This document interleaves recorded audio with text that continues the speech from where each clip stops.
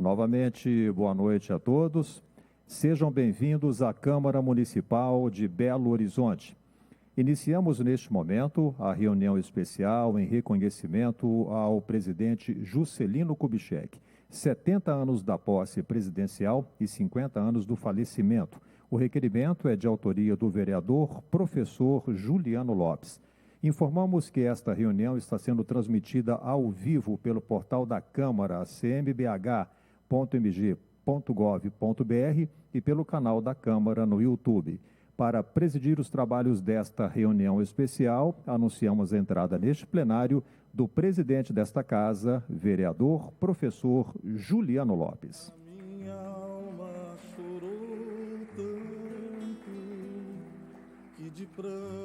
Anunciamos também o presidente do Instituto Histórico e Geográfico de Minas Gerais, IHG-MG, Dr. Antônio Marcos Nome. Convidamos também ex-governador, ex-prefeito, ex-senador da República e ex-deputado federal pelo Estado de Minas Gerais, Eduardo Azeredo. Tenente Coronel Damásio, assessor militar da PBH, representando a comandante-geral da Polícia Militar de Minas Gerais, Coronel Cleide. Convidamos ainda primeiro vice-presidente do Instituto, Dr. Josemar Otaviano de Alvarenga.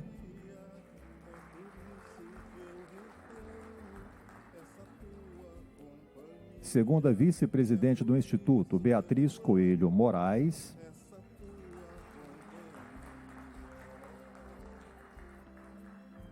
Presidente emérito do Instituto, Dr. José Carlos Cerufo. Secretária-geral do Instituto, doutora Maria Inês de Moraes Marreco.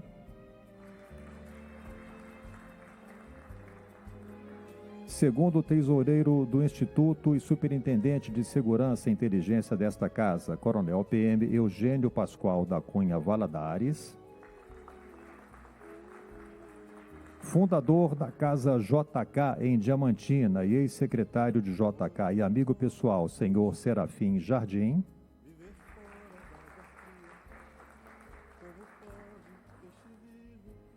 E anunciamos também associado efetivo do Instituto, Coronel PM Flávio Antônio Silva Augusto.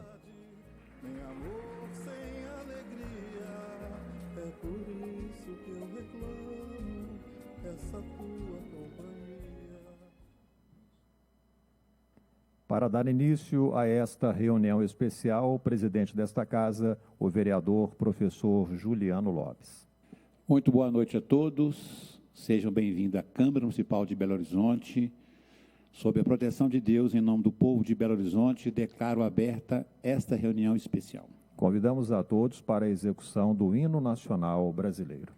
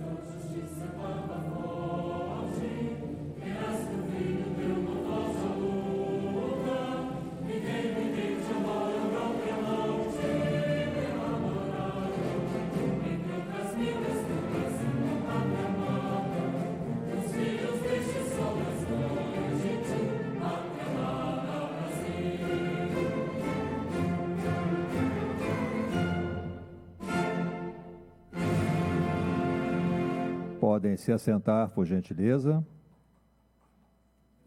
Registramos e agradecemos as seguintes presenças. Cônsul honorário do Líbano em Belo Horizonte, Edmundo Abiakel. Desembargador do Tribunal de Justiça de Minas Gerais e membro do Instituto, Oswaldo Oliveira Araújo. Diretor de Documentação do IHG-MG e Relações Institucionais da Marinha do Brasil em Minas Gerais, Capitão de Mar e Guerra, Silvio Aderne Neto. Vice-presidente da Associação Médica de Minas Gerais, Dr. Gabriel de Almeida Silva Júnior. Vice-presidente da FELUMA, Rafael Brescia Mascarenhas. Professor da FUMEC, representando a reitoria da Universidade FUMEC, Adriano da Silva Ribeiro. Presidente do CEPO, Centro dos Cronistas Políticos e Parlamentares de Minas Gerais, e apresentador da Rádio Itatiaia, Racir Antão. Coronel da Reserva da Polícia Militar de Minas Gerais, Sebastião de Freitas Guimarães. E também a professora de Literatura Brasileira, Maria Barjuti Bacha. Será exibido, neste momento, um documentário intitulado JK, Retratos de uma Era, de Flávio Bittencourt.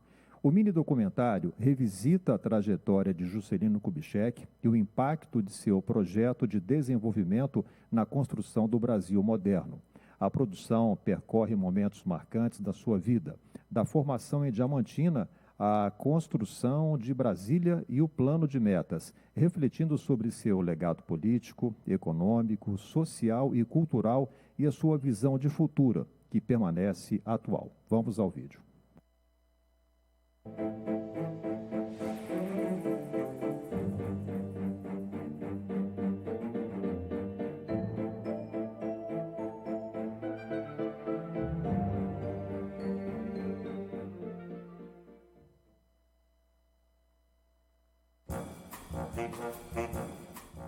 Juscelino Kubitschek era um sujeito interessante.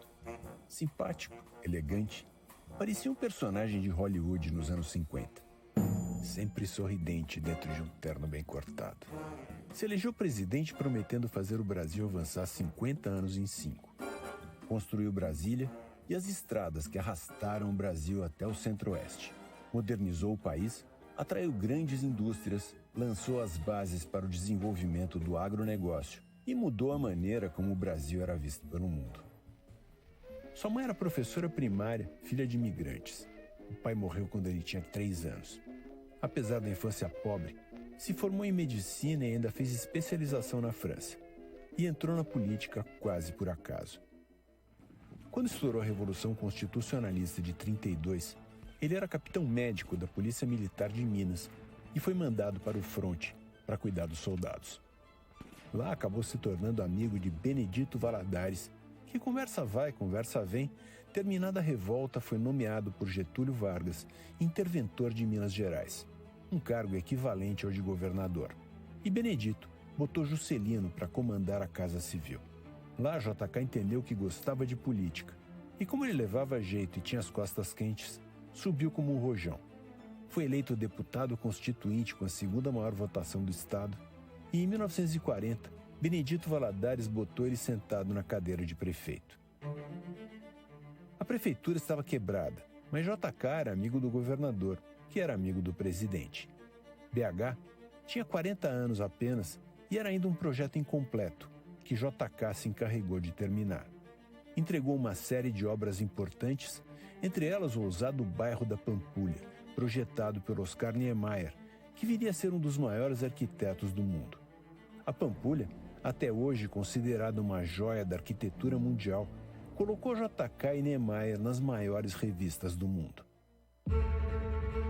Em 1950, no ano em que Getúlio voltou à presidência, eleito pelo voto popular, Juscelino foi ao mesmo tempo eleito governador de Minas.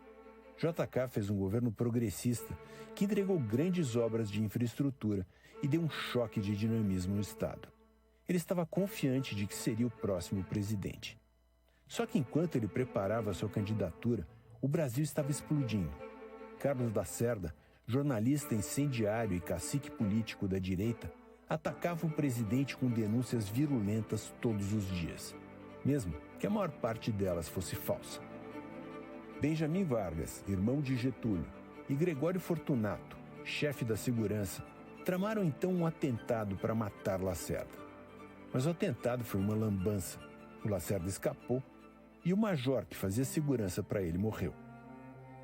As Forças Armadas então fecharam o tempo e exigiram que Getúlio renunciasse, que era exatamente o que Lacerda queria desde o começo.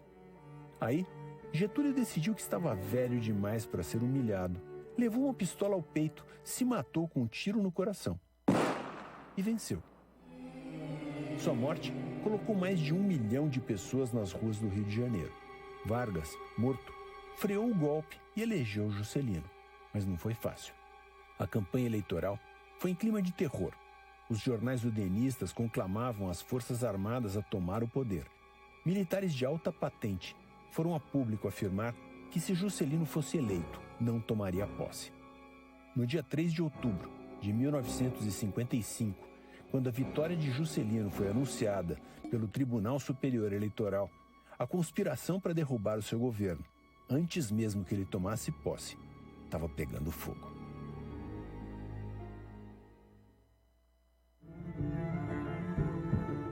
Nos 4 meses entre a eleição presidencial e a sua posse, Juscelino teve que ter muito sangue frio.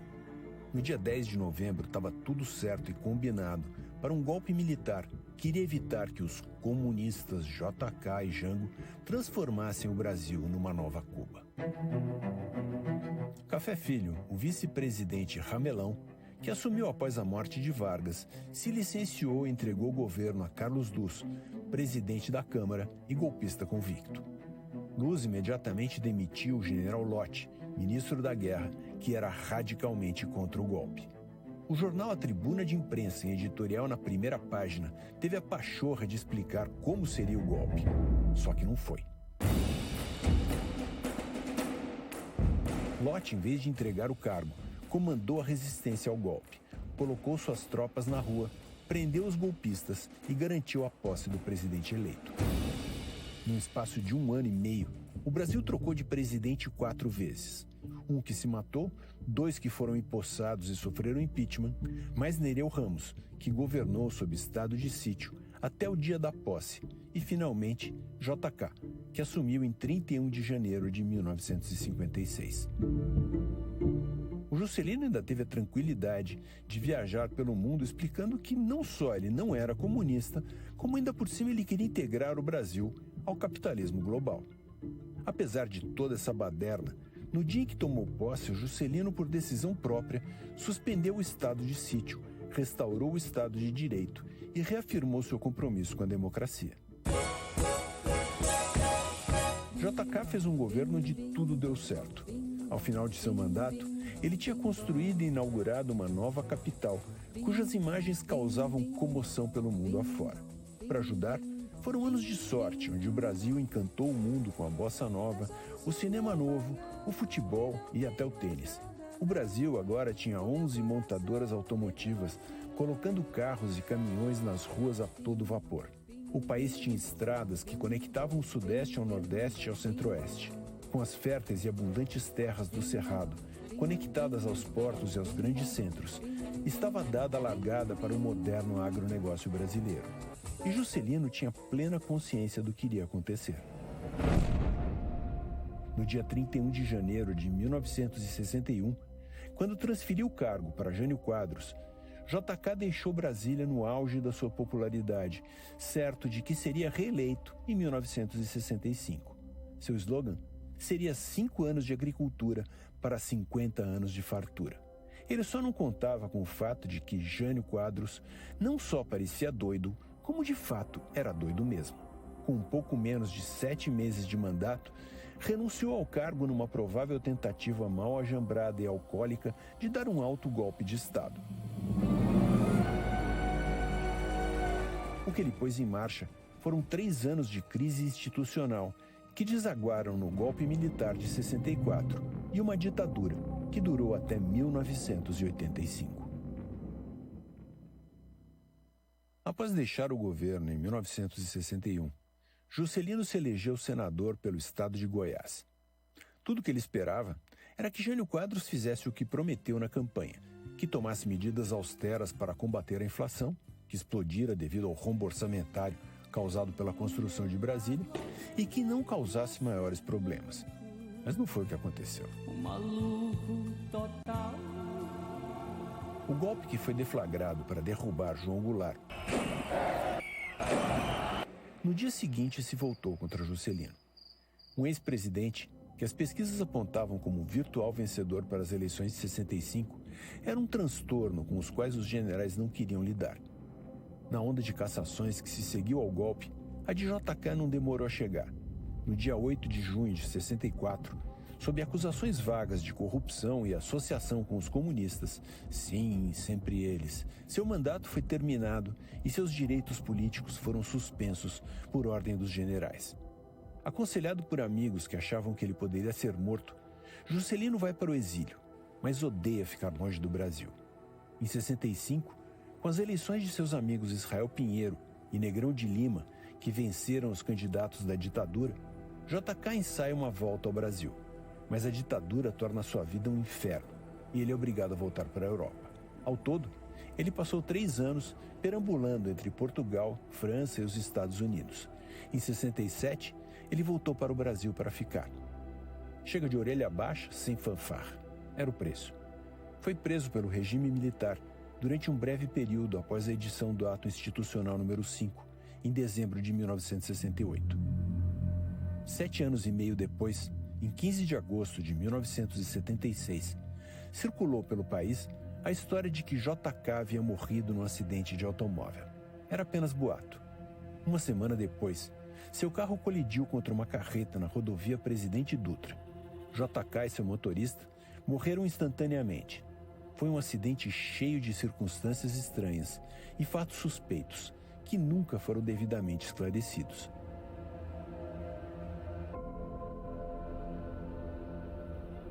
No dia 16 de agosto, o corpo sem vida de JK foi recebido em Brasília, em plena ditadura, por uma multidão calculada em mais de 300 mil pessoas. Ninguém chamou esse povo. Eles foram porque quiseram. Foi uma declaração de amor triste e caótica que varreu as ruas da capital num último adeus e no primeiro ato público da capital de Juscelino. O presidente, que levou a gargalhada para o palácio, que presidiu um Brasil que sonhava grande e acreditava que era grande. Um tempo em que a gente viu, ainda que só de relance, um Brasil que poderia ter sido, e não foi. Tudo que você devia ser.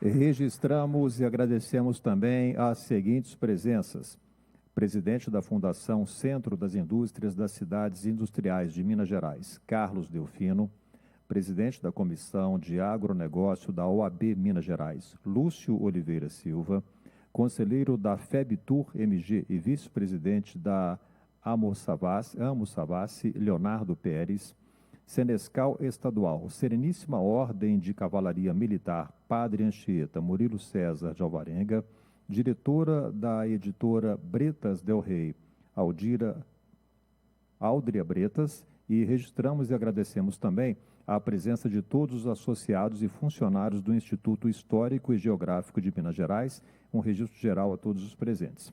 Convidamos agora para suas palavras o Coronel PM Flávio Antônio Silva Augusto.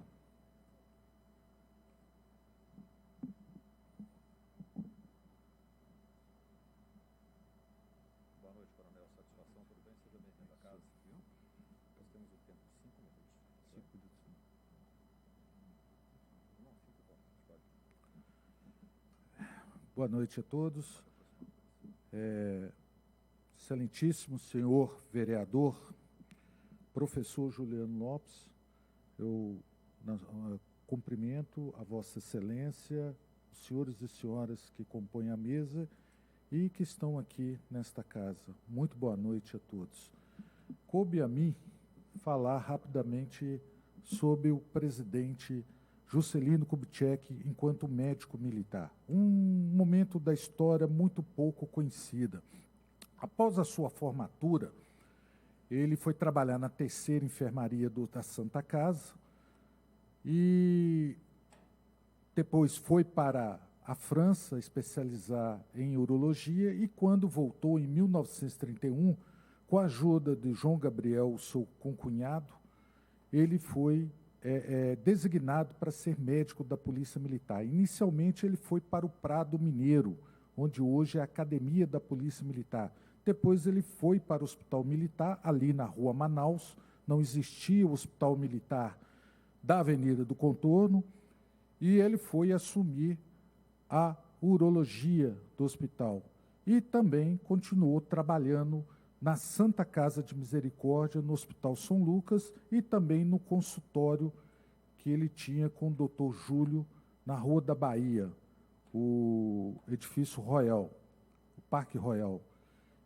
E, nesse meio tempo, houve a Revolução de 32, ele foi incorporado ao 1º Batalhão do Santa Efigênia e foi para a área mais complicada daquele conflito, que foi Passa Quatro. Lá em Passa Quatro, havia outros médicos também, mas o Juscelino se sobressaiu pela sua capacidade na cirurgia. A improvisação era tudo, não tinha como fazer as operações. Só para os senhores terem uma ideia, para fazer uma sutura, ele fazia com agulha comum.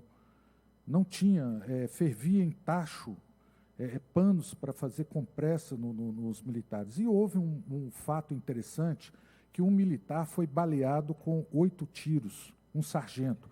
E ele precisava fazer uma operação. E nesta operação precisava de um anestesista.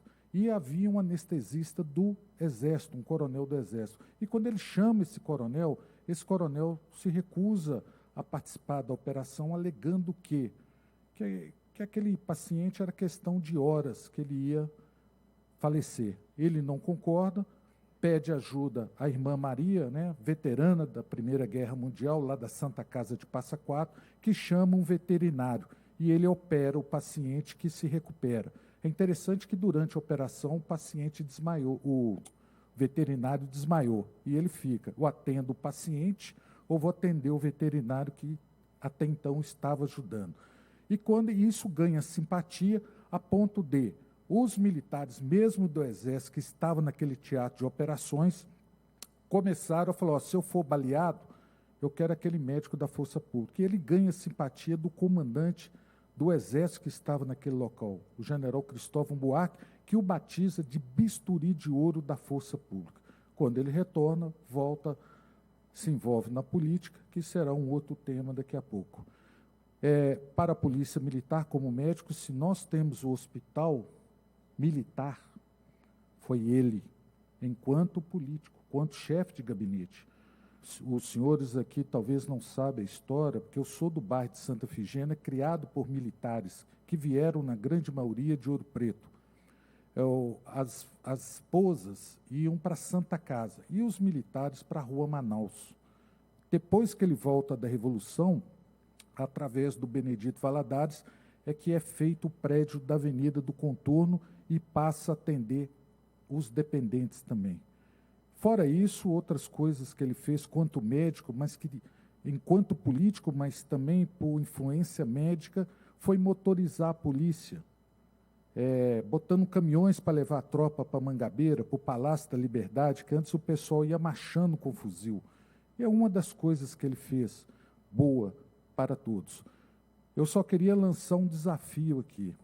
Vamos imaginar o presidente quando se formou em medicina e morava na casa do Dr. Júlio Hans, lá na Avenida Getúlio Vargas com a Avenida do Contorno. Ele não tinha carro. Ele saía a pé, descia a avenida, vamos imaginar o caminho com a maletinha dele, descia a pé a Avenida Getúlio Vargas, entrava na Manaus, atendia por volta de 6h30 da manhã, atendia no Hospital Militar e depois descia para Santa Casa. E de lá pegava o bonde, na Alfredo Balena, e descia para o escritório dele, para o consultório dele. Eu lanço sempre esse desafio para a nova juventude ver que o carro é muito recente, né? Que essas pessoas aí andaram a pé, até ter condições de comprar um carro, né? Porque era difícil. E essa é a história do presidente. Fora isso, ele modernizou, ele criou a urologia e, com justiça, é o patrono da urologia brasileira. Em síntese, é isso que eu diria do presidente. Em 23 de julho de 1959, em 1944, foi a última operação que ele fez. Ele aposentou o paletó. Qual foi? Foi no Hospital São Lucas, um paciente de apêndice. Mesmo sendo político, com exceção quando ele era deputado constituinte, que ele ficou afastado da polícia, nos outros anos, prefeito, ele continuou atendendo no Hospital Militar. De manhã e à tarde e à noite ia para a prefeitura. Em 1944, ele aposenta o paletó, o jaleco, e se dedica somente à política. E fica agregado à Polícia Militar. E em 23 de julho de 1959, ele é transferido para a reserva como coronel médico. A solenidade essa ocorrida na academia. O governador, se eu não estiver enganado, era o governador Bias Fortes. Se eu não estiver enganado, me corrijam. Obrigado, Bias Fortes. Aí ele se aposenta realmente. Mas no período que esteve na prefeitura, ele continuou atendendo o Hospital Militar. Muito obrigado, um grande abraço a todos.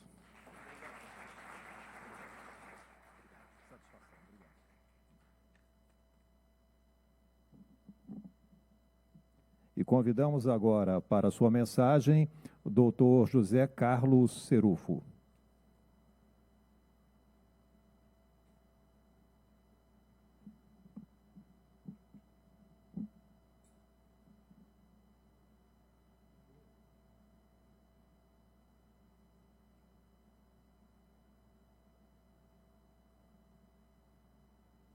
Boa noite, doutor. Boa noite, tudo bem?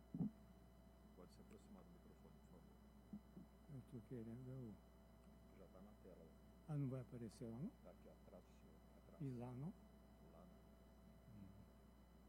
Lá é o... Pode falar perto. Muito bem, boa noite, professor Juliano Lopes, meus cumprimentos extensivos à mesa e aos presentes. Eu aqui represento a Academia Mineira de Medicina, a Academia dos Militares Mineiros Guimarães Rosa e o Conselho Superior das Entidades Médicas de Minas Gerais.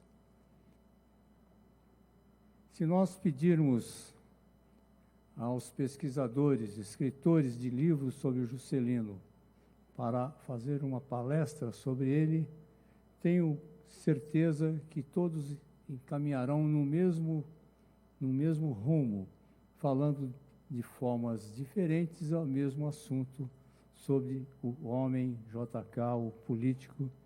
Esse é o Memorial JK. O conteúdo do memorial é esse conteúdo que todos conhecem.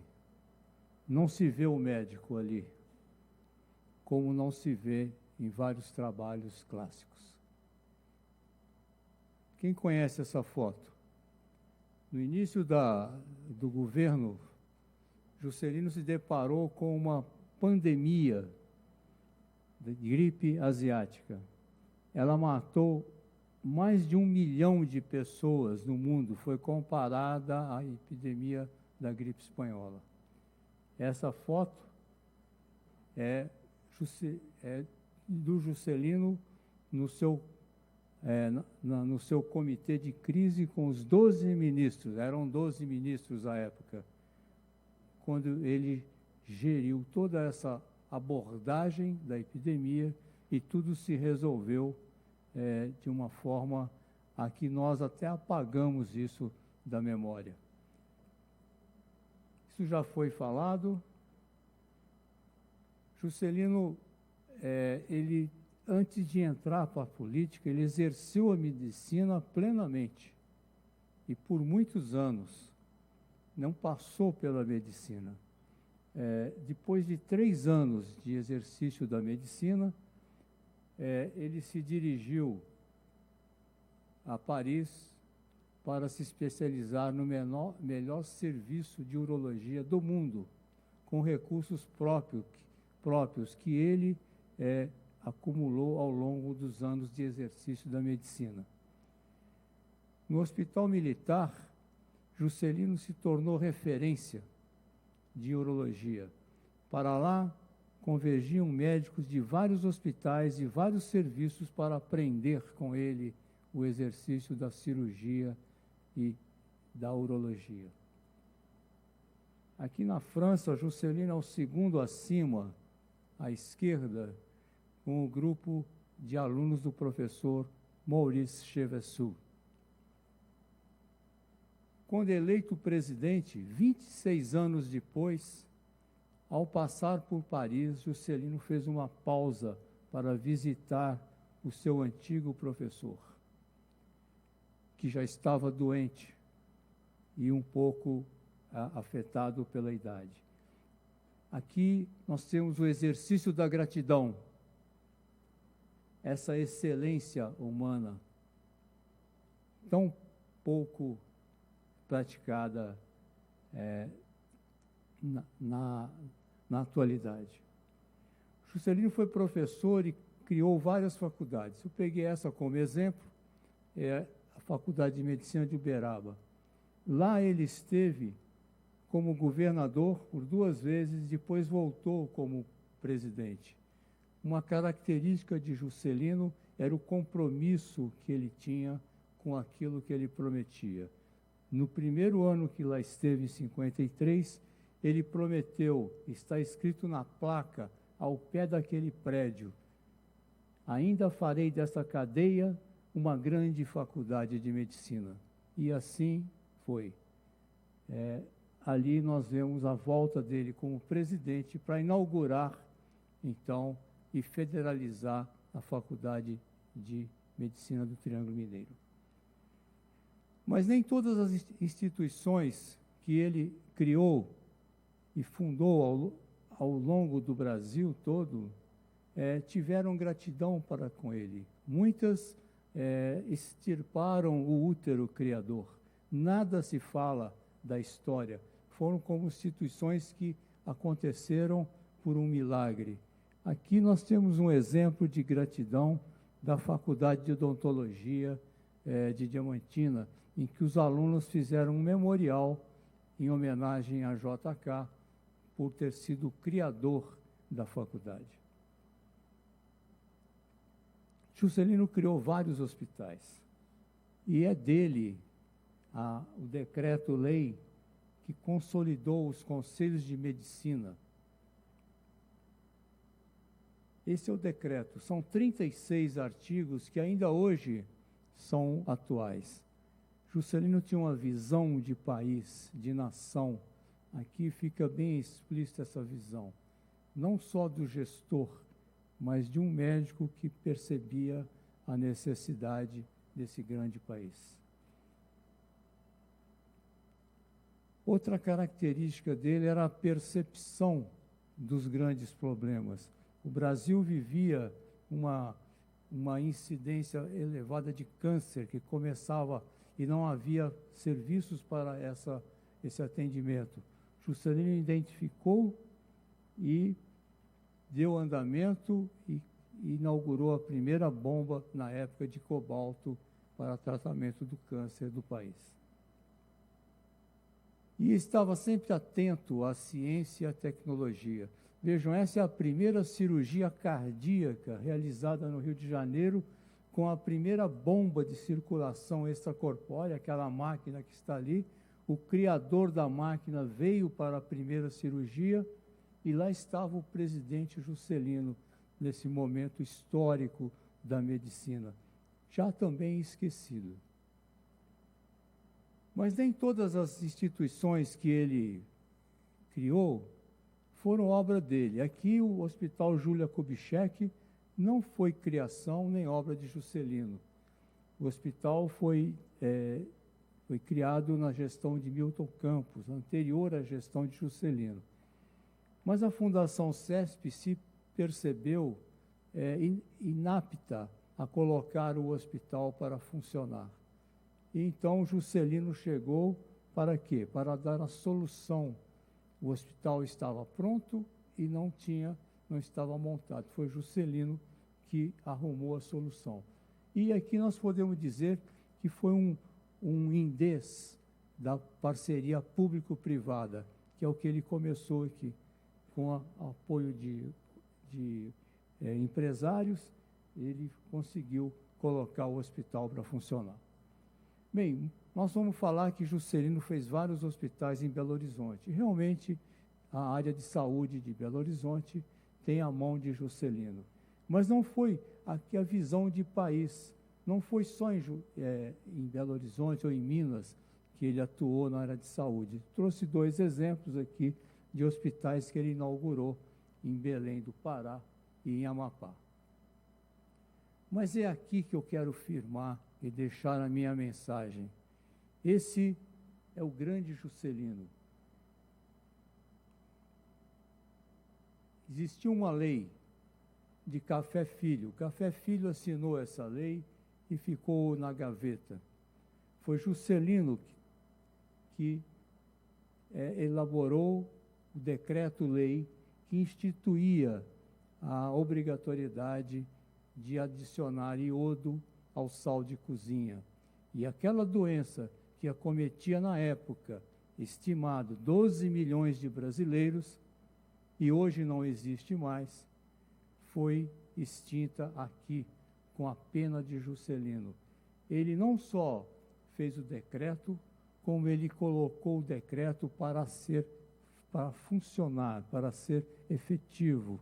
Criou uma usina de sal iodado em Cabo Frio e determinou que em 1 ano todos deveriam produzir sal iodado no Brasil. Com isso, ao final do seu mandato, essa incidência dessa doença já havia caído para menos de 10%. Então, senhores, Juscelino está entre os maiores sanitaristas do Brasil.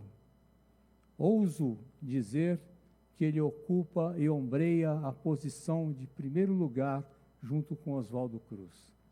Foi o único médico presidente que usou da sua posição e do seu poder para exterminar uma doença com um custo muito baixo e de uma forma determinada, brilhante e efetiva, porque nós não tínhamos grandes estudos na época.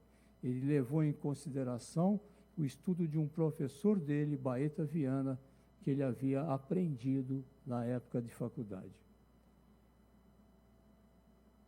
Não por menos, Juscelino é o patrono da urologia brasileira. O dia 12 de setembro é celebrado o Dia do Urologista. Senhores, mas aqui está o ponto máximo desse homem que nós estamos homenageando. O humanismo, o humanismo não ofuscado pelo exercício da presidência. O presidente Juscelino desceu do seu palácio e foi visitar o escritor que estava no leito de morte. Essa foto deveria estar estampada no verso de todos os diplomas de todos os médicos desse país. Deveria dar início a todos os cursos de medicina na aula inaugural. Vejam, observem a foto, a troca de olhares, o toque. Nós percebemos, então, essa característica elevada do humano. Para finalizar, eu trouxe essas palavras dele. Se o destino me impeliu à participação na vida pública e nas atividades políticas, devo dizer que sempre, desde a juventude, me norteou e inspirou o nobre ideal traduzido na profissão médica. Persegui-o quando estudante, orientei-me por ele, quando após a formatura me dirigi à Europa, a fim de especializar-me para melhor exercer a profissão que abraçara por autêntica vocação. Senti-o a conduzir-me através de todas as etapas da minha vida, quer me encontrasse à cabeceira de enfermos, procurando minorar-lhes as dores, quer me dirigisse ao povo nas atividades políticas, procurando auscultar-lhes as aspirações. Hoje, como ontem, como sempre, continuo vinculado à minha profissão de médico, pela indestrutível comunidade dos ideais que todos professamos. Senhores, este é Juscelino.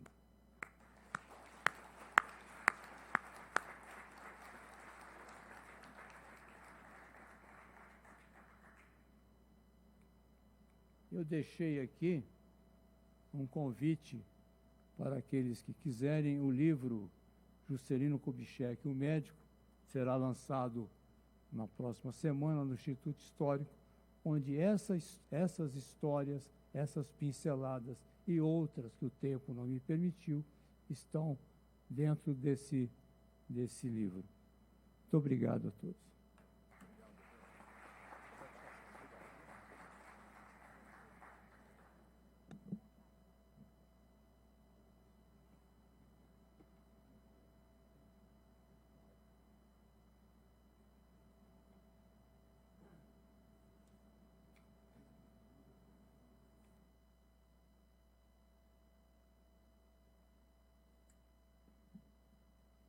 E neste momento fará uso da palavra Beatriz Coelho Moraes.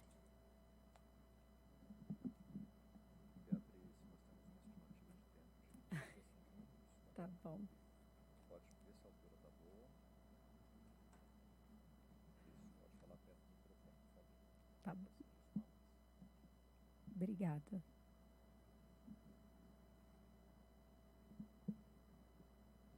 Uma boa noite a todos. Com grande alegria que nós estamos aqui hoje, o Instituto e a Câmara Municipal. Gostaria de cumprimentar de modo muito especial o vereador Dr. Juliano Lopes, um grande amigo do Instituto. É uma honra para nós tê-lo como parceiro. E gostaria de cumprimentar também o nosso governador Eduardo Azeredo, nosso presidente Nome, demais integrantes da mesa. E, em nome de todos, cumprimento na nossa solenidade, na nossa plateia, o desembargador Oswaldo Firmo. Me incumbiu o nosso presidente de falar sobre a humanidade de Juscelino na arquitetura. Tanto se fala do homem político, nós vamos trazer esta visão da arquitetura e da beleza e o que isso significa e traz de significado na vida nossa, no nosso dia a dia. Senhoras e senhores, há homens que governam o seu tempo e há aqueles mais raros que ousam desenhar o tempo que ainda virá. Juscelino Kubitschek pertence a essa segunda linhagem. Sua história começa em Diamantina, entre as montanhas de Minas Gerais, numa cidade em que as ruas, as igrejas, os largos e os antigos casarões parecem guardar, nas pedras, a memória de outros séculos. Nasceu ali em 1902, filho de Júlia Kubitschek, professora, e de João César de Oliveira, caixeiro viajante, que morreu quando Juscelino ainda era criança. Criado pela mãe, conheceu cedo uma vida sem privilégios. Estudou medicina, tornou-se médico e, antes que a política o conduzisse definitivamente à vida pública, dedicou-se à profissão que talvez tenha lhe ensinado uma das características mais marcantes, a atenção ao ser humano, tão bem falado aqui pelo Dr. Cerufo. Não deixa de ser significativo que o homem mais tarde construiria uma cidade inteira, tenha começado sua vida profissional cuidando de pessoas. Essa dimensão humana acompanharia, de alguma maneira, sua visão sobre as cidades e sua arquitetura. Quando assumiu a Prefeitura de Belo Horizonte, em 1940, a capital mineira tinha pouco mais de 4 décadas. Nascera planejada, no final do século XIX, como expressão republicana de uma Minas que deixava Ouro Preto e buscava uma nova capital. Juscelino encontrou, portanto, uma cidade que já nascera de um projeto de futuro. Foi nesse contexto que surgiu a Pampulha, às margens de uma lagoa artificial, numa região ainda afastada do centro urbano. Juscelino concebeu um conjunto destinado ao lazer, à cultura, à convivência e à expressão da cidade. Para realizá-lo, chamou um jovem arquiteto que ainda não possuía a projeção nacional e internacional que alcançaria mais tarde, Oscar Niemeyer. Em torno daquele projeto, reuniram-se alguns dos grandes nomes da cultura brasileira do século XX. Niemeyer desenhou os edifícios. Roberto Burle Marx concebeu jardins e paisagens. Cândido Portinari deixou sua arte nos painéis e azulejos. Paulo Werneck participou com seus mosaicos. Arquitetura, pintura, paisagismo e natureza passaram a falar uma mesma linguagem. E dessa reunião extraordinária nasceu o Conjunto Moderno da Pampulha. O cassino, hoje Museu de Arte, a Casa do Baile, o antigo Iate Golf Club e, sobretudo, a Igreja de São Francisco de Assis romperam com as formas tradicionais e anunciaram uma nova arquitetura. A pequena igreja tornou-se, talvez, o símbolo mais delicado daquela ousadia. Suas curvas pareciam responder às montanhas mineiras. O concreto material, aparentemente pesado, ganhou movimento e leveza. Portinari contou, em imagens, a história de São Francisco. Burle Marx integrou jardins e arquitetura à paisagem da lagoa. Minas, terra das igrejas barrocas de Ouro Preto, Mariana, Congonhas, Diamantina e a nossa distante Matias Cardoso, encontra ali uma nova linguagem para expressar sua espiritualidade. Não se destruía a tradição. Juscelino transformou a tradição em ponto de partida. Talvez seja essa uma das características mais marcantes do nosso Juscelino. Ele não parecia considerar memória e modernidade como forças inimigas. Juscelino compreendeu que uma cidade não é apenas um conjunto de edifícios, é uma experiência humana. Uma praça não é simplesmente um espaço vazio entre construções, é um lugar de encontro. Um jardim não é um luxo ornamental, é sombra, contemplação, descanso e respiro. Uma igreja não é apenas uma construção, é memória, espiritualidade e identidade. Ele estabelece uma conversa silenciosa entre aqueles que vieram antes e aqueles que ainda virão. Por isso, cuidar da beleza de uma cidade é também cuidar de seus habitantes. Uma cidade bela não resolve, sozinha, as desigualdades ou os dramas humanos. Mas uma cidade hostil, desordenada e desprovida de espaços públicos, certamente torna a vida mais difícil. Juscelino parece ter compreendido que o progresso precisava chegar também aos olhos, aos passos e à vida cotidiana das pessoas. Da Pampulha, essa visão ganharia uma escala extraordinariamente maior. Em 1956, já presidente da República, Juscelino assumiu o governo sob o signo do desenvolvimento. Seu conhecido plano de metas pretendia acelerar a modernização econômica brasileira, investindo em energia, transportes, indústria, alimentação e educação. E como síntese simbólica daquela confiança no futuro, havia uma meta que parecia quase impossível: Brasília. A ideia de transferir a capital para o interior não nascera com Juscelino. Possuía raízes antigas e estava prevista constitucionalmente. Mas foi Juscelino quem decidiu transformar a antiga aspiração em realidade. Conta-se que, durante a campanha presidencial em Jataí, Goiás, ao ser questionado se cumpriria integralmente a Constituição, respondeu afirmativamente. A pergunta seguinte dizia respeito justamente à transferência da capital. A partir dali, Brasília deixaria progressivamente o território das promessas para entrar no território das decisões. E em 56, foi lançado o concurso para o plano urbanístico da nova capital. O vencedor foi Lúcio Costa. Seu projeto tinha a simplicidade dos grandes gestos, 2 eixos que se cruzavam e organizavam a cidade. Oscar Niemeyer assumiria a arquitetura de seus principais edifícios. E então começou uma das mais extraordinárias aventuras construtivas da história brasileira. No Planalto Central, milhares de trabalhadores, os candangos, vindos sobretudo de diferentes regiões do interior do país, ergueram uma capital em poucos anos. Onde havia cerrado, abriram-se caminhos. Onde havia distância, ergueram-se edifícios. Onde o horizonte parecia vazio, nasceu uma cidade. Brasília foi inaugurada em 21 de abril de 1960. A data, por si só, carregava simbolismo: o dia de Tiradentes, outro mineiro de Ritápolis, transformado em representação de um ideal nacional. Na nova capital, Niemeyer levou adiante experiências iniciadas na Pampulha.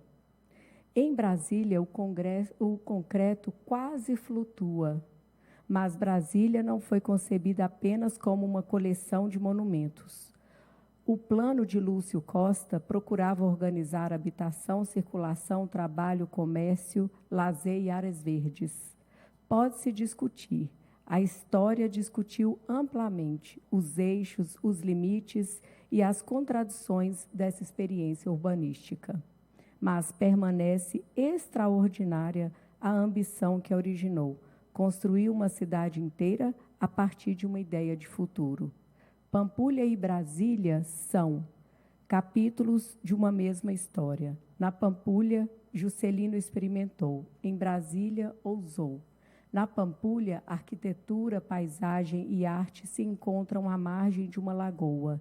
Em Brasília, encontram-se diante da vastidão do cerrado. Em ambas havia a mesma confiança, a de que a arquitetura poderia expressar não apenas uma época, mas uma esperança. E há nisso algo profundamente mineiro. Juscelino nasceu numa terra cercada por montanhas, mas fez da sua vida uma procura pelo horizonte.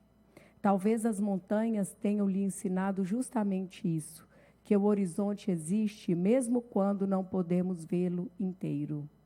Mas por trás dos monumentos de suas realizações, talvez exista uma lição mais simples ainda, a mais necessária ao seu tempo.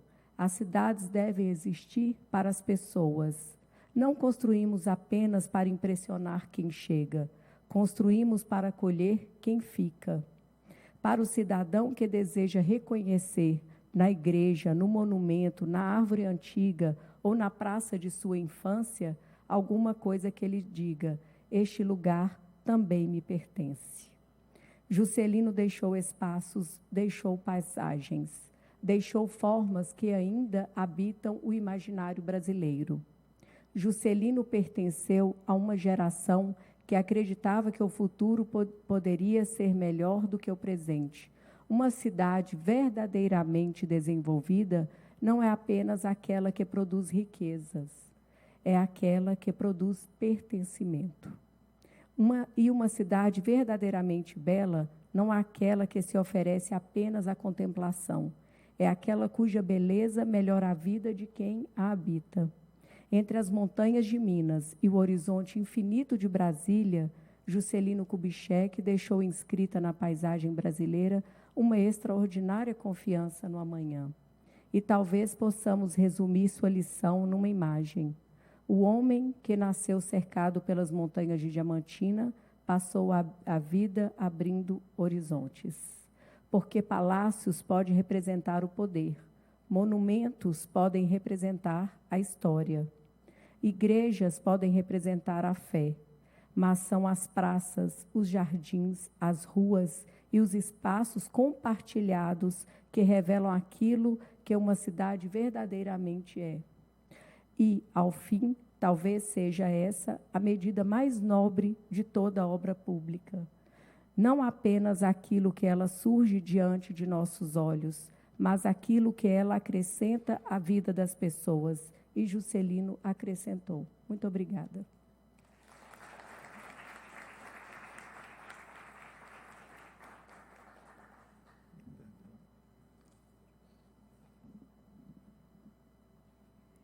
E passamos agora à entrega do certificado destinado ao Instituto Histórico e Geográfico de Minas Gerais. Neste momento, o presidente desta casa, o vereador professor Juliano Lopes, procederá à entrega do certificado, que contém os seguintes dizeres. O presidente da Câmara Municipal de Belo Horizonte, vereador professor Juliano Lopes, confere o presente certificado ao Instituto Histórico e Geográfico de Minas Gerais, em reconhecimento à atuação do Instituto na promoção das homenagens alusivas aos 70 anos da posse de Juscelino Kubitschek de Oliveira e aos 50 anos de seu falecimento, contribuindo para preservar e difundir a memória desse estadista, um dos mais expressivos da história do Brasil.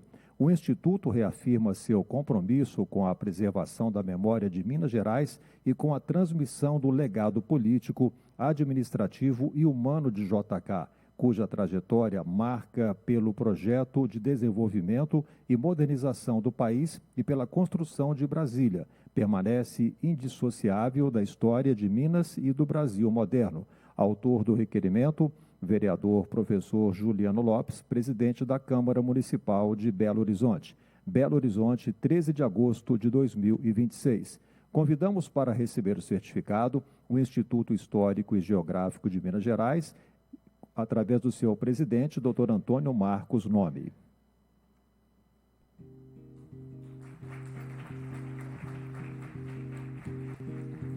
Vai minha tristeza e diz a ela que sem ela não pode ser. Diz-lhe numa prece que ela... E agora com a palavra, Dr. Antônio Marcos Nome.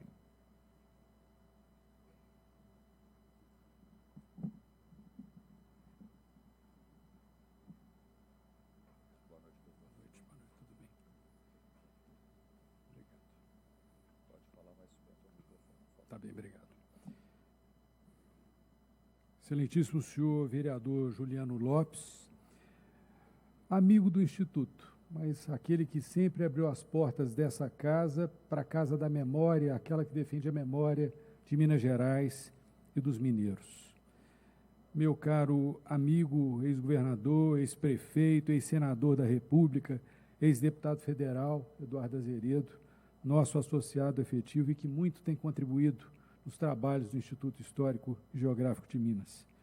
Senhor Tenente-Coronel, assessor militar da Prefeitura de Belo Horizonte, representando a comandante-geral da Polícia Militar de Minas Gerais, Coronel Cleide, Tenente-Coronel Damásio, muito obrigado pela sua presença. Meu caro Dr. Josemar Otaviano de Alvarenga, primeiro vice-presidente que muito tem nos ajudado na condução dos trabalhos da Casa de João Pinheiro.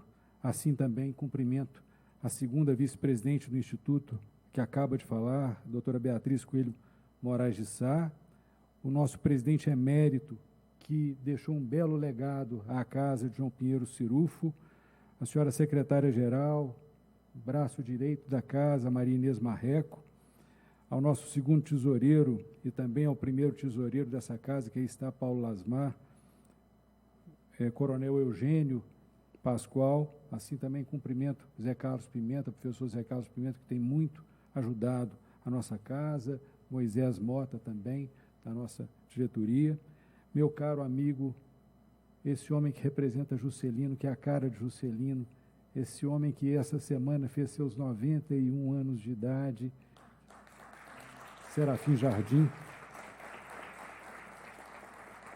O seu vigor é uma das marcas fundamentais para que nós falemos ainda com alegria de JK. Nós enxergamos ele vivo na sua pessoa.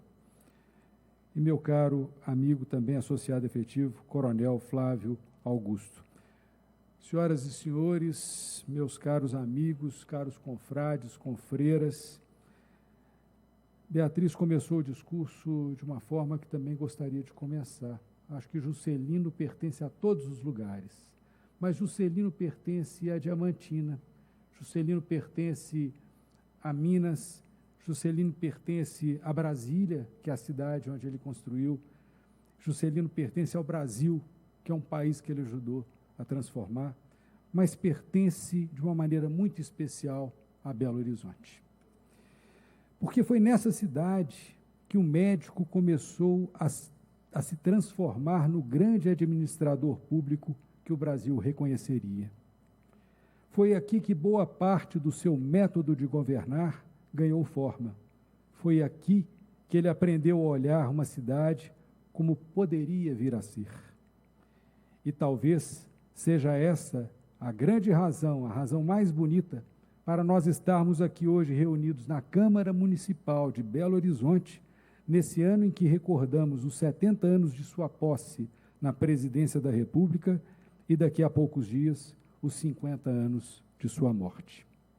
Estamos tentando compreender o que a trajetória de JK ainda pode ensinar ao Brasil e, sobretudo, o que Belo Horizonte pode dizer sobre o homem que ele foi. Essa história realmente não começa agora, é uma história que começa no princípio do século XX. Como bem disse a segunda vice-presidente, filho de João César de Oliveira e de dona Júlia Kubitschek, ele foi um homem de uma infância muito simples, que viveu na casa, na rua de São Francisco, numa casa que não havia uma abundância material, muito pelo contrário, mas havia educação, havia disciplina e havia esperança. Ele não atravessou a história de vida sozinho.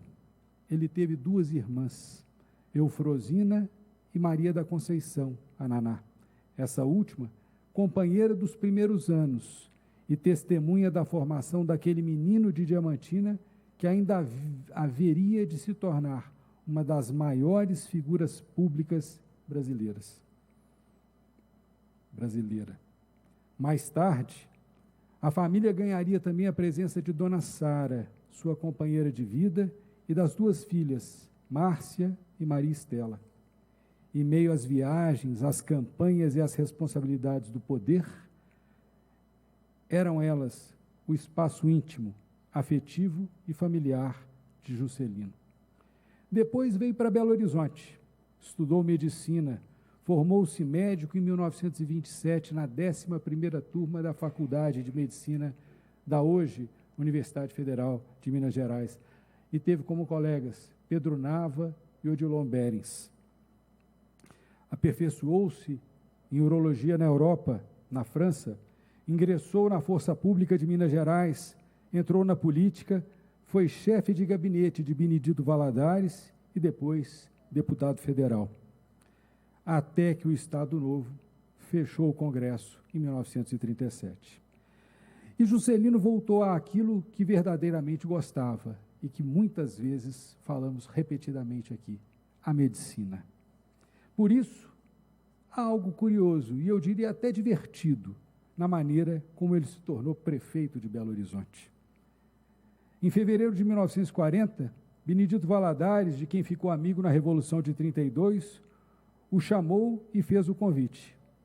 Juscelino não queria continuar médico, recusou, mas Benedito encontrou uma solução bastante peculiar para a resistência de Juscelino. Nomeou a si mesmo. Meses depois, JK soube sua nomeação já havia sido encaminhada para publicação no Minas Gerais. Estava resolvido. Em abril de 40, aos 37 anos de idade, JK assumia a prefeitura de Belo Horizonte. Não por eleição, e é importante que nós, historiadores, façamos sempre esse registro. Vivíamos o Estado Novo e os prefeitos das capitais eram nomeados. Mas é a partir daí que surge o personagem que interessa especialmente a essa casa. E aconteceu algo que hoje pode parecer quase inacreditável. Juscelino, apesar de prefeito, continuou médico. Durante boa parte do período que ficou na prefeitura, quase a totalidade, manteve sua atividade profissional. Continuava ligado ao Hospital Militar e à Santa Casa. Imaginem aquela rotina. Pela manhã, o médico cuidava de seus pacientes. Depois, seguia para a prefeitura e passava a cuidar de outro paciente, Belo Horizonte. Talvez o médico jamais tenha desaparecido inteiramente do prefeito, porque Juscelino queria identificar o problema, sempre como médico, conhecer as suas causas e encontrar uma solução, fazer a anamnese. E para isso, entendia que precisava sair do gabinete. Conta-se que semanalmente mandava colocar uma mesa na entrada da prefeitura, no saguão da prefeitura, para receber pessoalmente os cidadãos. Uma mesa, não um muro. Um lugar de encontro, não um lugar de distância.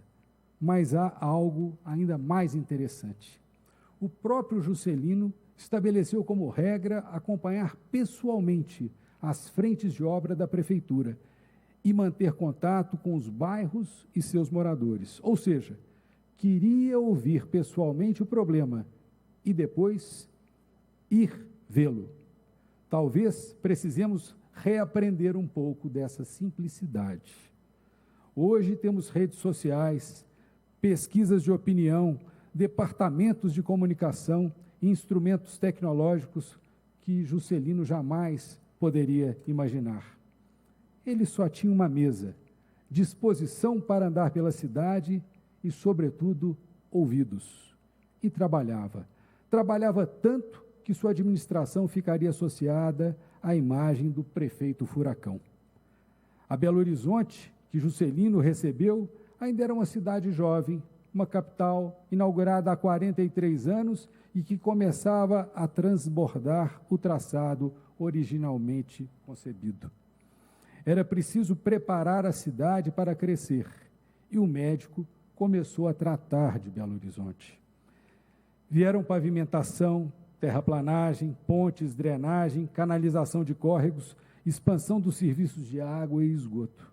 Vieram intervenções em importantes eixos urbanos, Avenida Amazonas, Pedro II, Silviano Brandão, Tereza Cristina e a ligação em direção à Pampulha, pelo eixo que se consolidaria como Avenida Presidente Antônio Carlos.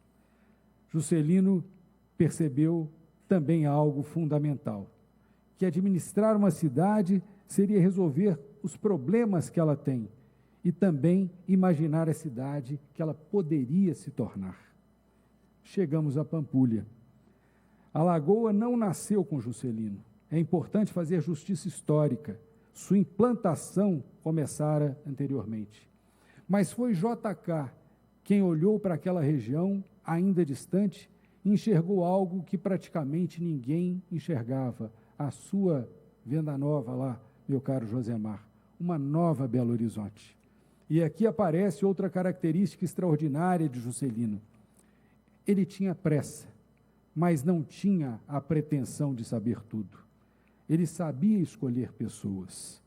Para Pampulha, Niemeyer, Burle Marx, Sesquiate, Portinari e Joaquim Cardoso, o calculista.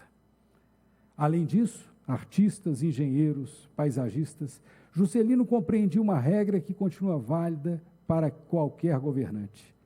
O bom administrador não precisa ser o melhor arquiteto, o melhor engenheiro ou o melhor artista. Precisa saber encontrar os melhores, e permitir que façam o melhor. E fizeram. Surgiram o cassino, a casa do baile, o iate e a igreja de São Francisco de Assis. Hoje olhamos para a igrejinha da Pampulha e vemos uma obra-prima. Mas naquele tempo, muita gente olhou para aquilo e viu um verdadeiro escândalo. As curvas de Niemeyer eram ousadas, Portinari era ousado, toda aquela linguagem arquitetônica era ousada. Dom Cabral, membro do Instituto Histórico e Geográfico de Minas Gerais, não aprovou o templo, que permaneceu durante anos sem ser destinado aos cultos religiosos. Aquilo que hoje Belo Horizonte apresenta ao mundo com orgulho, em seu nascimento, causou estranhamento e rejeição. E isso nos diz muito sobre Juscelino. Ele não confundia a prudência com o medo. Ele era um homem conciliador nas relações humanas, mas podia ser profundamente ousado nas suas decisões. Essa combinação é rara. Saber conversar sem deixar de decidir. Ser moderado sem ser imóvel e ser cordial sem ser um homem fraco. Aí está uma das melhores expressões da mineiridade política. Juscelino acreditava tanto na Pampulha que construiu ali sua própria casa para os finais de semana. E há algo de profundamente simbólico nesse gesto. Ele não foi morar onde Belo Horizonte já estava.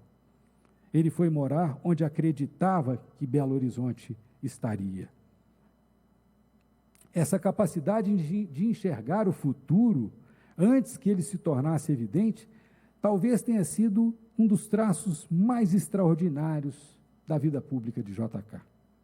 Mas seria um erro reduzir o prefeito Juscelino simplesmente à Pampulha. Sua administração atuou em infraestrutura, saneamento, saúde, habitação e cultura.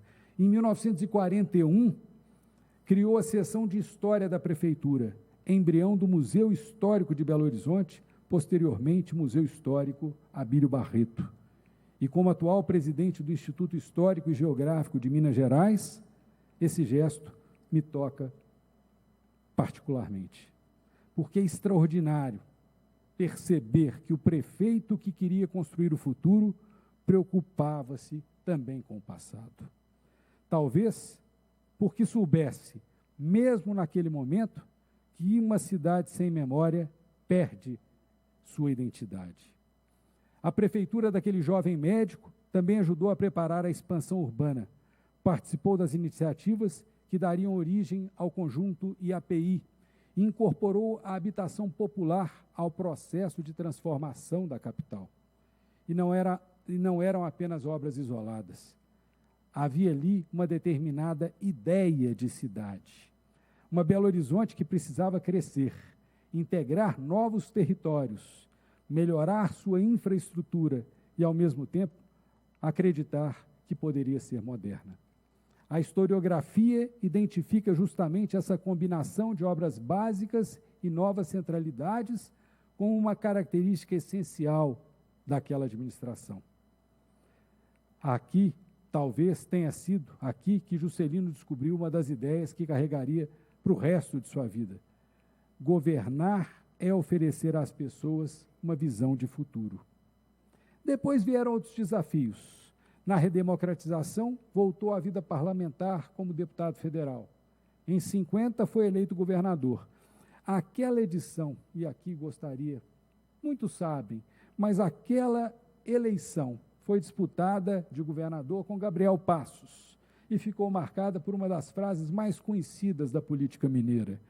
Dizia-se em Minas que ninguém sabia ao certo qual seria o resultado da eleição, se venceria Gabriel Passos, da UDN, ou Juscelino, do PSD. Mas havia uma coisa que todos já conheciam: quem era a sogra do governador, já que JK era concunhado de Gabriel Passos. A anedota, repetida com humor característico dos mineiros, traduziu o ambiente de uma disputa apertada, cercada de expectativa e de incerteza. No fim, venceu Juscelino, e a vitória confirmou sua extraordinária capacidade de conquistar a confiança, transformar campanha em esperança e fazer política uma ponte entre sonhos e realizações. E levou consigo o aprendizado de Belo Horizonte. Em Minas, sintetizou seu programa em 2 palavras: energia e transportes. Depois veio a presidência da República. Tomou posse em janeiro de 56. Vieram um plano de metas, a industrialização, as rodovias, a indústria automobilística e, finalmente, a meta-síntese, Brasília. Por isso, gosto de pensar que existe uma linha invisível ligando a Pampulha a Brasília. Não porque Brasília seja simplesmente uma Pampulha ampliada. Historicamente, isso seria simplificar demais. Mas porque foi em Belo Horizonte que Juscelino começou a aprender que infraestrutura, que arquitetura, planejamento, história e esperança poderiam fazer parte de um mesmo projeto político. Foi aqui que se consolidou sua imagem de administrador realizador e sua associação entre obra pública e futuro. E eu iria além. Existe uma linha invisível também ligando aquela mesa da entrada da Prefeitura Municipal de Belo Horizonte ao Palácio do Catete, mais tarde o Palácio do Planalto, porque o presidente da República jamais abandonou inteiramente o ideal daquele jovem prefeito. Ele continuou acreditando no fazer, na capacidade de reunir pessoas diferentes. Ele continuou acreditando no diálogo e, acima de tudo, continuou acreditando no Brasil. Essa é a parte mais atual da homenagem que prestamos essa noite. Vivemos um tempo em que, por vezes, parece que a política pertence a quem fala mais alto. Não pertence. A boa política não é um campeonato de gritos. E nós, mineiros, deveríamos saber disso melhor do que ninguém.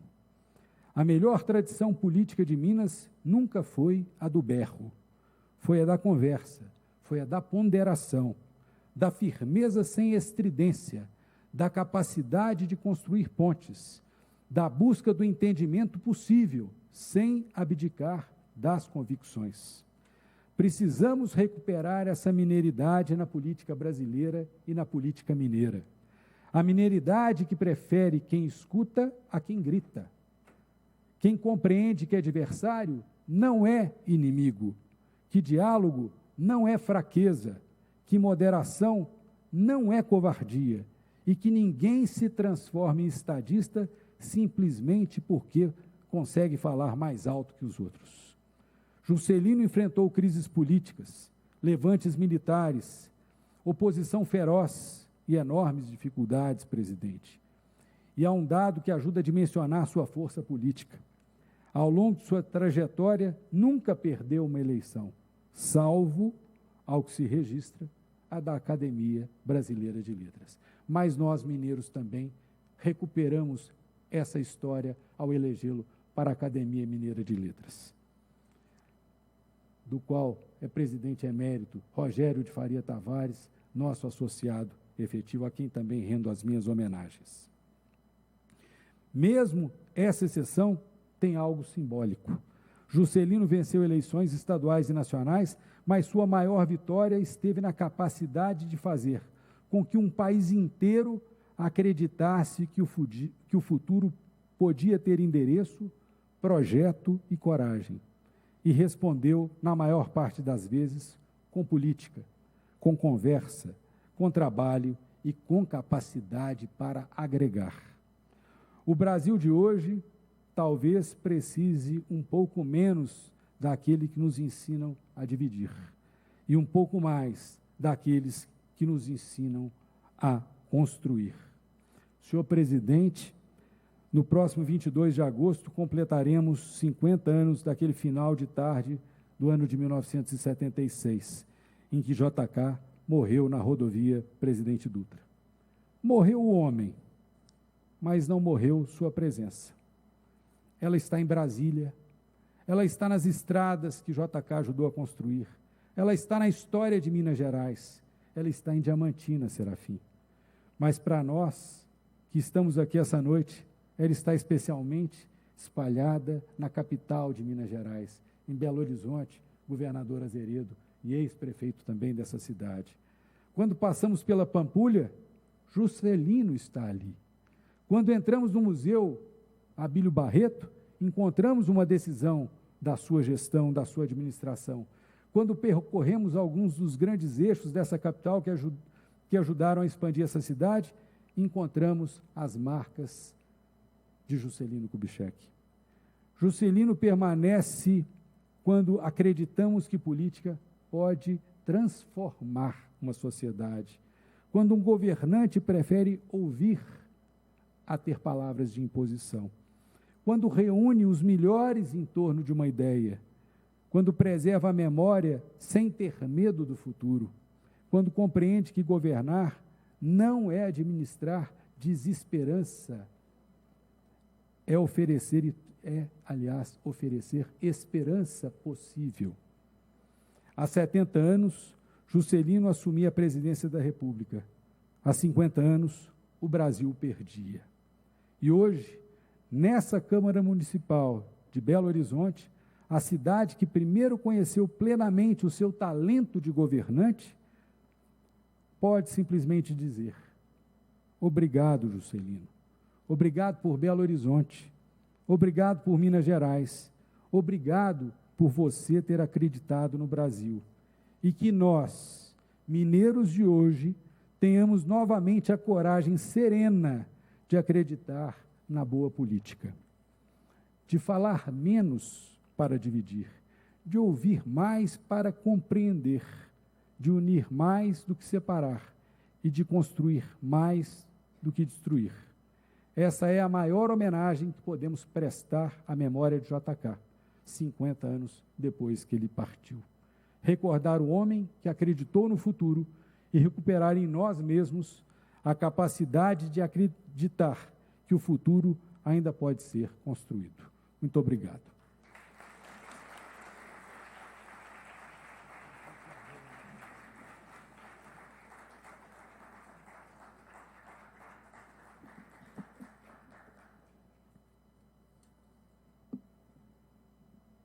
E passamos agora à entrega do certificado destinado ao fundador da Casa JK em Diamantina, ex-secretário de JK e amigo pessoal, senhor Serafim Jardim.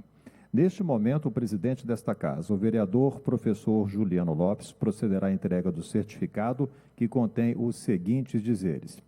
O presidente da Câmara Municipal de Belo Horizonte, vereador professor Juliano Lopes, confere o presente certificado ao senhor Serafim Melo Jardim, em reconhecimento aos relevantes serviços prestados à preservação, valorização e difusão da memória e do legado de Juscelino Kubitschek de Oliveira, com quem atuou diretamente, bem como a sua destacada contribuição à Casa de JK, da qual é fundador, instituição dedicada à salvaguarda do patrimônio histórico, cultural e afetivo relacionado à trajetória do estadista mineiro. Sua dedicação à memória de Juscelino constitui valiosa contribuição à cultura mineira e brasileira, mantendo vivos para as presentes e futuras gerações os ideais e o legado de um dos mais importantes homens públicos da história nacional, cujo projeto de desenvolvimento e modernização do país teve, na construção de Brasília, um de seus maiores símbolos. Autor do requerimento, o vereador professor Juliano Lopes, presidente da Câmara Municipal de Belo Horizonte. Belo Horizonte, 13 de agosto de 2026. E convidamos agora para suas palavras o senhor Serafim Jardim.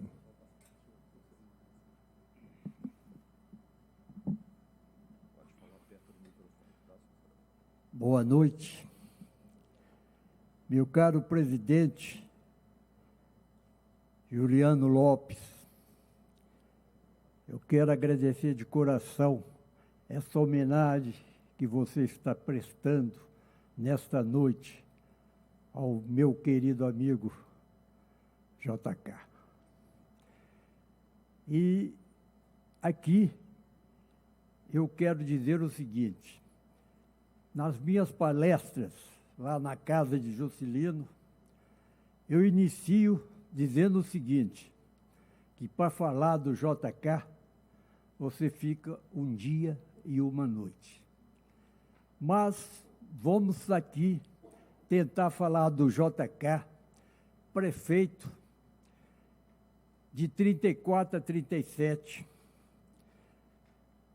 Prefeito não, deputado federal de 34 a 37, prefeito de 40 a 45, governador de 51 a 55 e presidente da República de 56 a 61. E ainda senador da República, que ele foi cassado como senador por Goiás.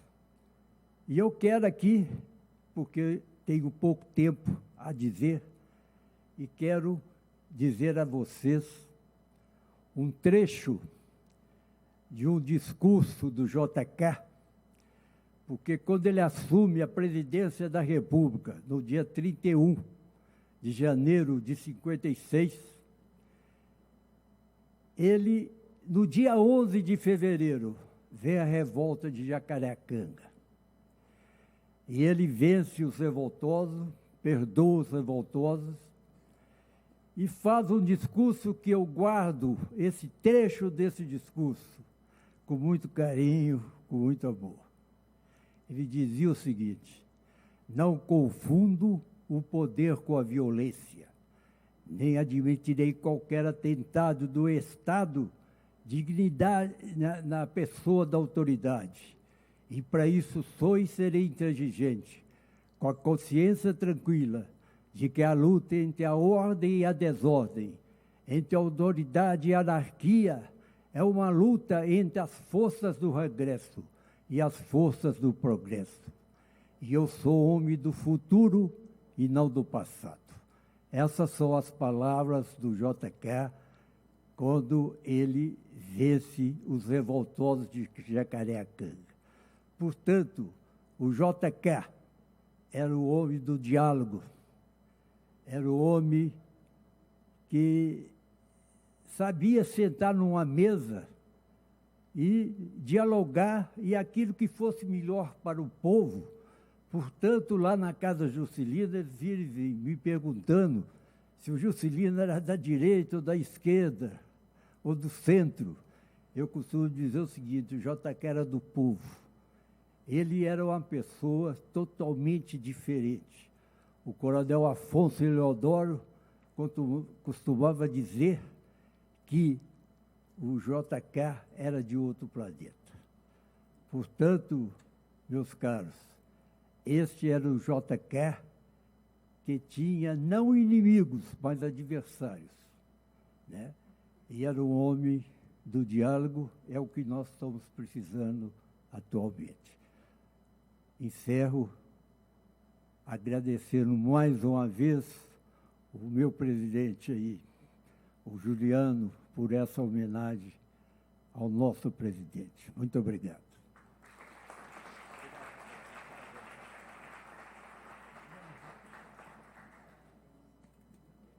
E convidamos agora para seu pronunciamento o autor do requerimento que deu origem a esta reunião especial, o vereador professor Juliano Lopes.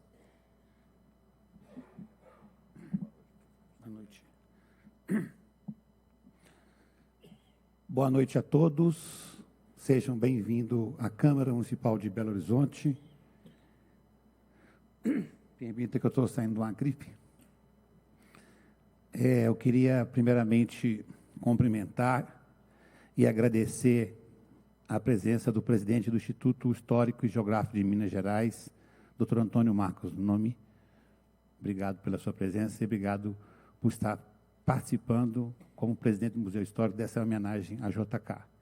E também, em nome do ex-governador e ex-prefeito e ex-senador da República e ex-deputado estadual pelo Estado de Minas Gerais, Eduardo Azeredo, eu cumprimento a todos aqui, todas as autoridades presentes nessa mesa. A Câmara Municipal se sente muito honrada com a presença de todos os senhores. Cumprimento a todos aqui presentes.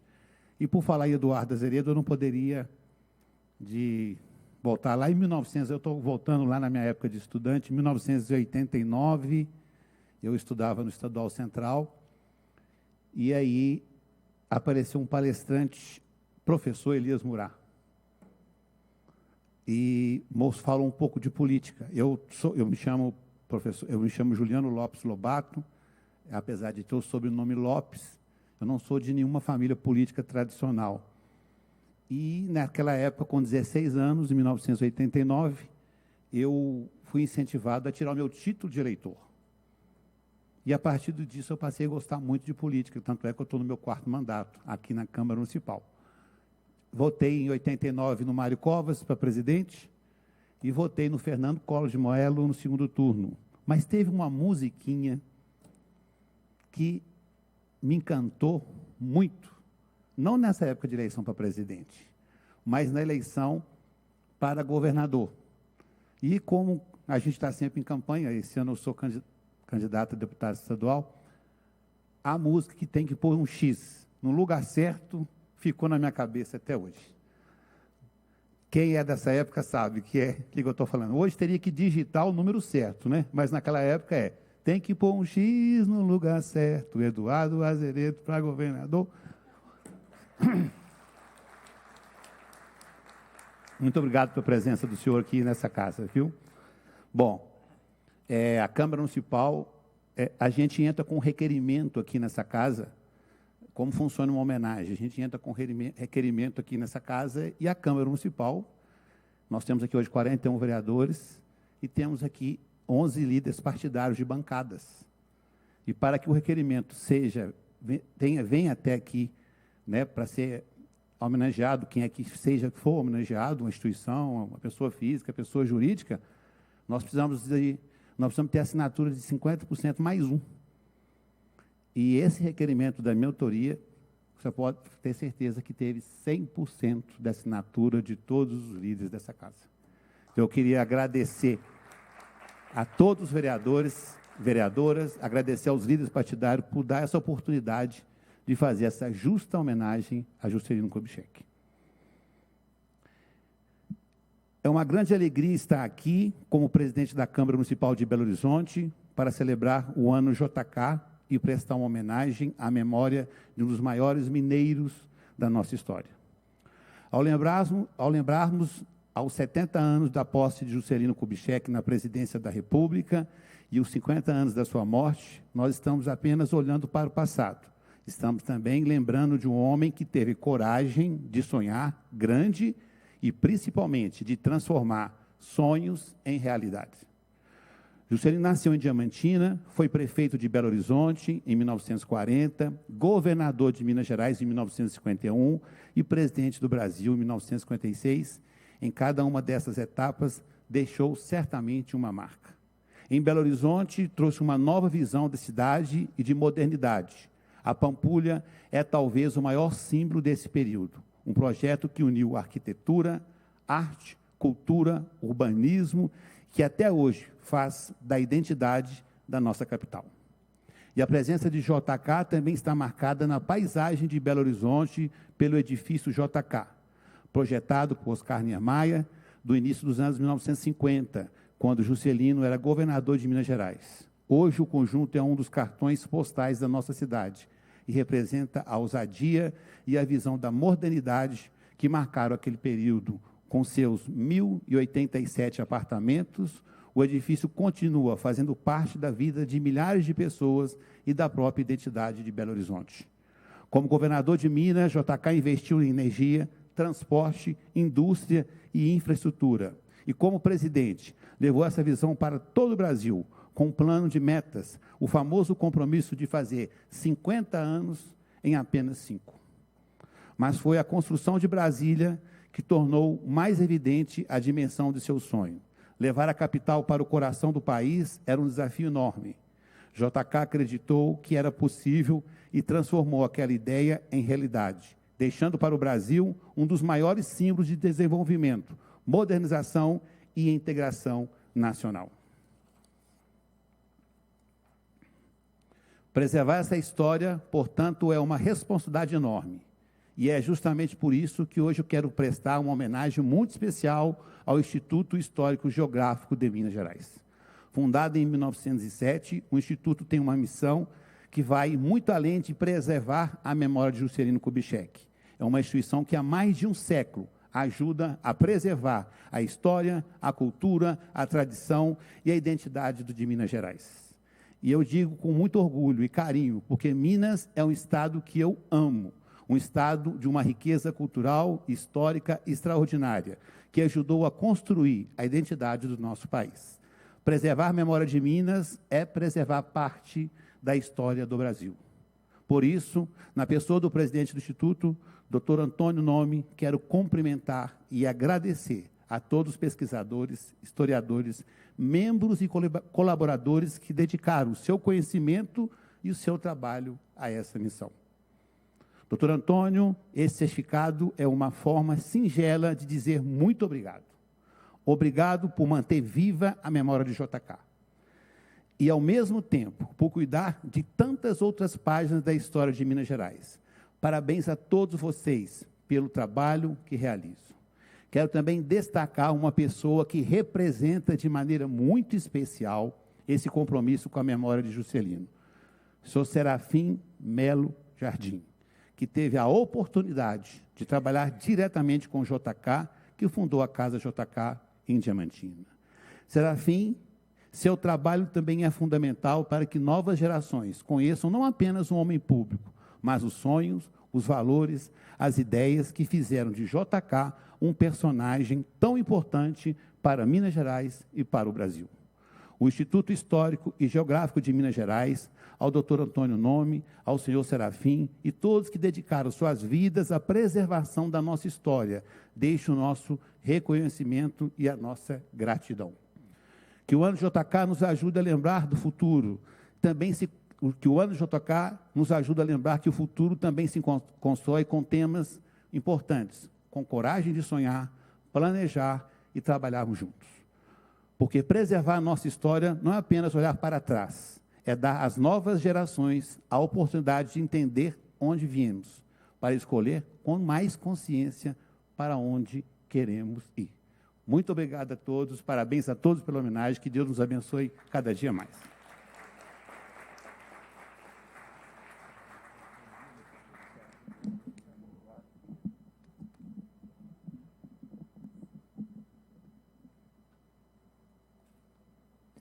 A Câmara Municipal de Belo Horizonte rememora os 70 anos da posse e 50 anos de falecimento do presidente Juscelino Kubitschek, cujo legado foi reconhecido pelo presidente desta casa, o vereador professor Juliano Lopes. Informamos que as fotos e a gravação desta reunião especial estarão disponíveis no portal da Câmara, cmbh.mg.gov.br. E após o encerramento regimental, eu peço a todos os presentes que permaneçam no plenário, porque teremos duas fotos. Uma foto oficial com o dispositivo de honra, que é a nossa mesa, e uma segunda foto também com o dispositivo de honra e todos os convidados à frente da mesa, ok? Passamos agora para o presidente, para o encerramento regimental desta reunião, o vereador professor Juliano Lopes. Bom, mais uma vez eu quero agradecer os senhores e as senhoras por estarem aqui, uma homenagem histórica. Eu fico muito honrado de estar como presidente dessa casa e poder fazer essa justa homenagem a quem, de fato, fez história para Belo Horizonte, para Minas Gerais e para o nosso Brasil. Eu queria também, não posso deixar que essa homenagem é da presidência, mas também a gente só organiza isso, uma homenagem tão bonita dessa, porque é de trás de uma pessoa, de um presidente, de uma equipe. Nós temos uma equipe que nos ajuda a organizar o evento. Eu não posso deixar de agradecer a turma da limpeza da Câmara Municipal, para vocês encontrarem aqui tudo limpinho. Eu quero agradecer os seguranças da Câmara Municipal. Não posso deixar de agradecer também a equipe do cerimonial da Câmara Municipal, a equipe de som, que também faz parte desse evento. Muito obrigado. Não posso deixar de agradecer os garçons da casa. Cadê eles? Estavam aqui servindo a gente. A equipe dos garçons também são muito importantes para que essa homenagem acontecesse. Eu nunca posso deixar de agradecer. E a minha equipe, a Kelly, que está ali, que teve contato direto com o Instituto, para que nós possamos realizar essa linda homenagem a Juscelino Kubitschek. Eu sou apenas o presidente. Sem essas pessoas, a gente não consegue chegar num momento desse, tá bom? Mais uma vez, muito obrigado. São 20h59. Declaro encerrado essa reunião especial. Então, vamos agora para a foto oficial.